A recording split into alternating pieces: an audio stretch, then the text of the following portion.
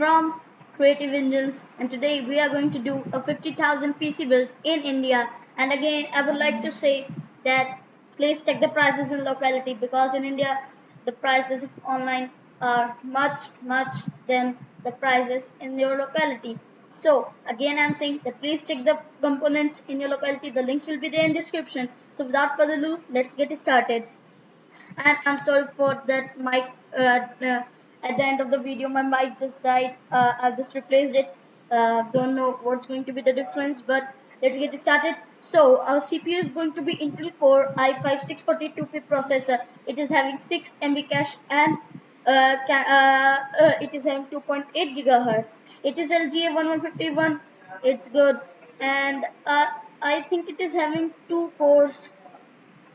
Wait. Yeah, it is having 2 cores and of course in 4 threads, and it is of course LGA 1151. So the next is a motherboard. The motherboard with which I've gone is Gigabyte GA-H110 S2 socket. It is LGA 1151. It supports Intel 7th and 6th generations processor. It is having 3 USB 3.2 ports for SATA at the rate 6 gigabits, and 2 USB 2.0 ports, and it's pretty awesome. It is having 2 DIMM slots for RAM, and it is not having multi GPU system.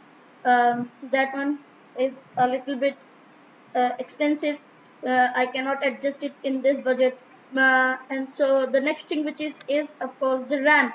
So the RAM with which I've gone is Corsair 8 GB. It is having only one 8 GB stick, but if you want you can take 4 2 GB.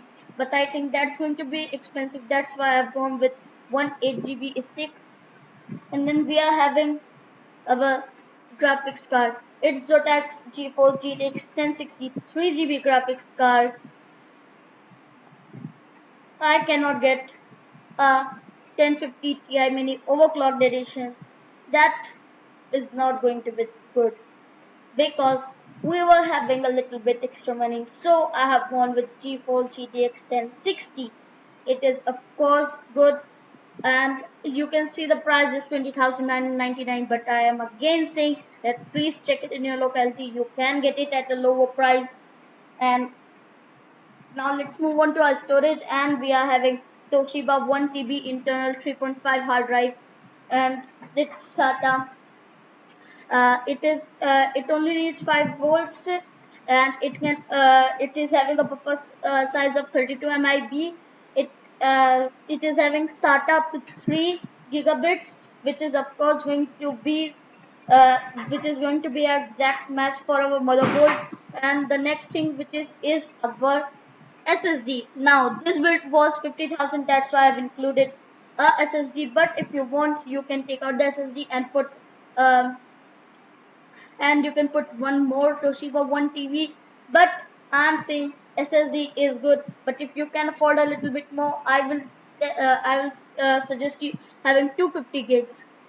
It's better than this, and you only have to pay 2,000 more. But if you want, you can go with the 120 GB variant. I'm not like forcing you to buy the 250 GB, because this is not sponsored from Amazon. I am telling you, the video is not sponsored from Amazon at all. So our next thing is of course our PSU. So I've gone with the Corsair VS series VS450. It's going to give us 454 watts, which is of course very good. It is having a lot of cables in it.